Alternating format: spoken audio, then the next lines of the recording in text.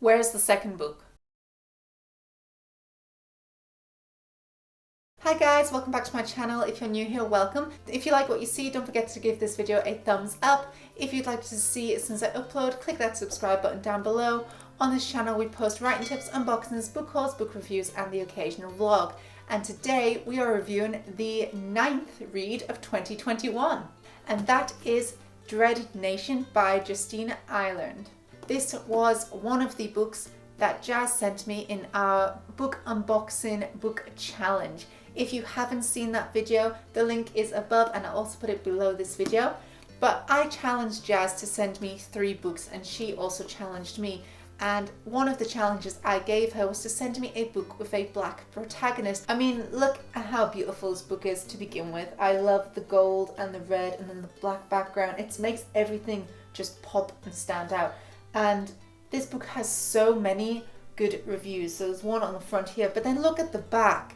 The entire blurb is just surrounded by amazing reviews, guys. I'll read you guys the blurb. Trained at Miss Preston's School of Combat for Negro Girls in both weaponry and etiquette, Jane McKean is poised for a successful career protecting the wealthy from the encroaching plague of walking dead. But when families begin to go missing, Jane uncovers a conspiracy that pits her against some powerful enemies. Sent far from home, Jane will need all her resourcefulness, wit and strength of character to survive.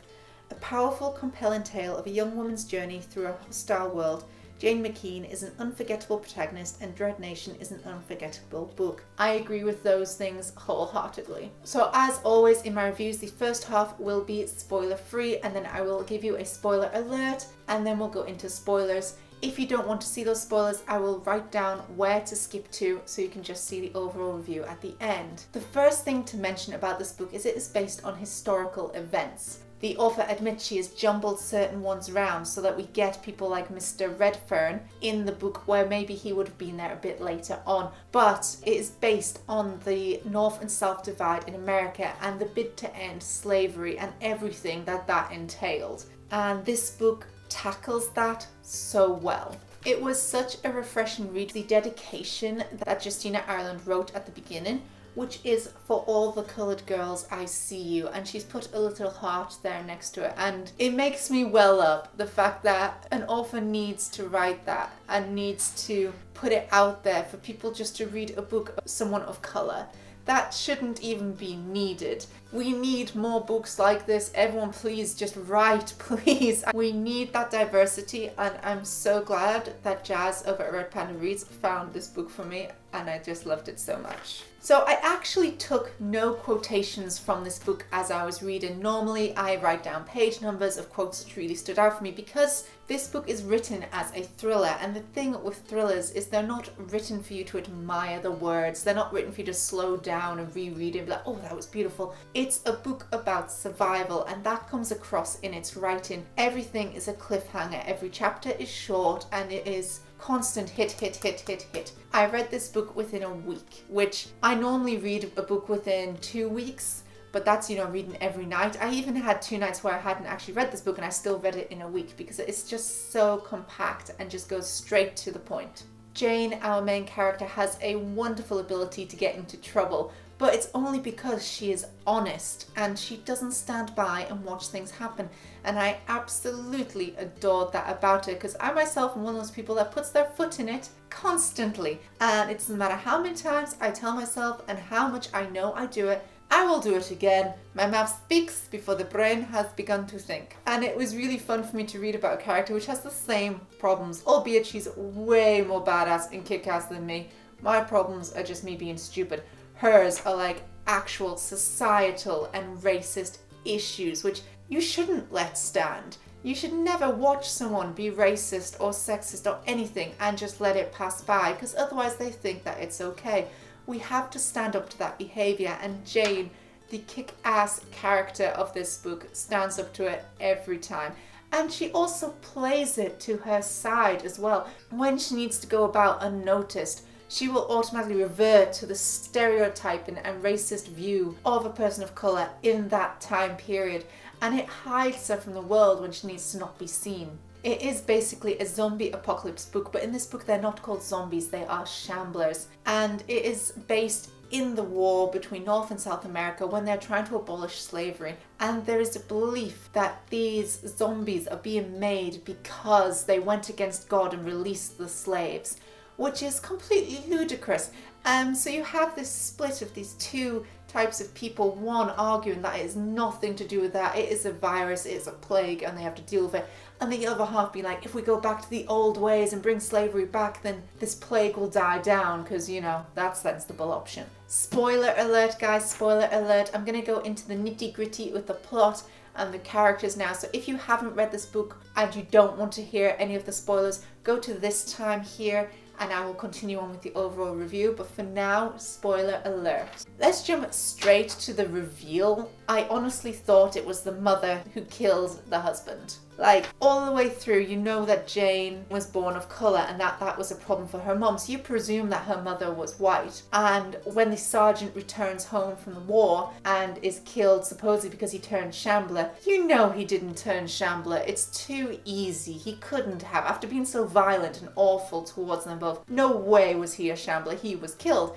And I always thought it was the mother. And then to hear that it wasn't, it explains so much about how Jane could survive and keep going even after having to kill so many people, whereas Catherine, her best friend, was obviously shocked by killing someone who's not a shambler. That was very well hidden, but also foreshadowed at the same time. This book, as I said, is a thriller, and as such, it leaves you with questions because there is, as I found, and I'm so grateful for, a second book, which I will be ordering very soon. One question it leaves is, where is Gideon? Where did he go? I already have an assumption with his limp. We all know Gideon has a limp and that sometimes it is better than others, which Jane presumes after Gideon tells her that it's so he doesn't look weak and is underestimated by the sheriff, so he overdoes his limp when he doesn't want to be noticed by the sheriff as a threat. However, he's also very, very convinced that his vaccine works, being only that himself and supposedly Jane are vaccinated, which Jane is very skeptical about. I don't know if I'm the only one, but is it just me, or is his limp caused by being bit by a shambler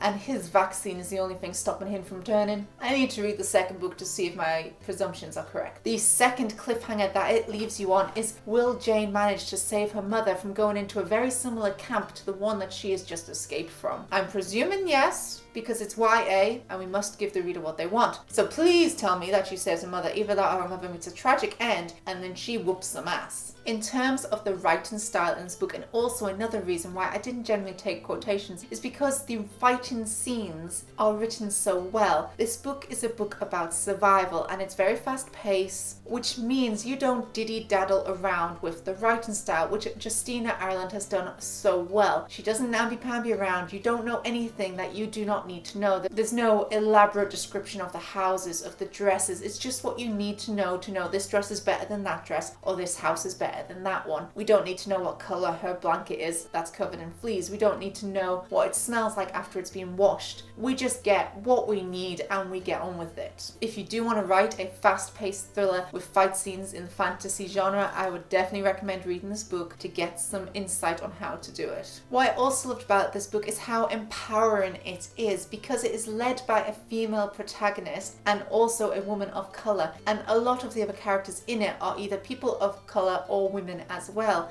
and there aren't enough fight books where a woman just fights and that is seen as normal. There are many books such as Brent Weeks, which is based around a male protagonist, but there is one female fighter who kicks ass, but she is very much noted for being female and using her womanly charms to get her way at times as part of her weaponry. But that is seen as an exception. In this book, everyone fights, as long as you're not white. Linking into the historical things about slavery, where it didn't matter if you were a man, woman or child, you were made to serve and work the fields regardless. But again, this is also one of the reasons I love this book so much, because it didn't matter. They fought alongside each other, and in most of these cases, the women were the good fighters. The next thing that I love loved about this book is the cliche of enemies to lovers, but in this case it is enemies to friends, and that is with Jane and Catherine. Catherine is another girl who goes to Miss Preston's School of Combat with Jane, and Catherine, she is coloured, but she could be passed off as a white person, so she doesn't fully fit into the school with the other students, but she's also not accepted by the outer white community, so she's in this limbo, which is something that really happens to people who are mixed race. And when you first meet Catherine, Jane just sees her as this snob, as this teacher's pet, and actually she's just another woman trying to make her way in a world which is unfair and cruel. And by the end,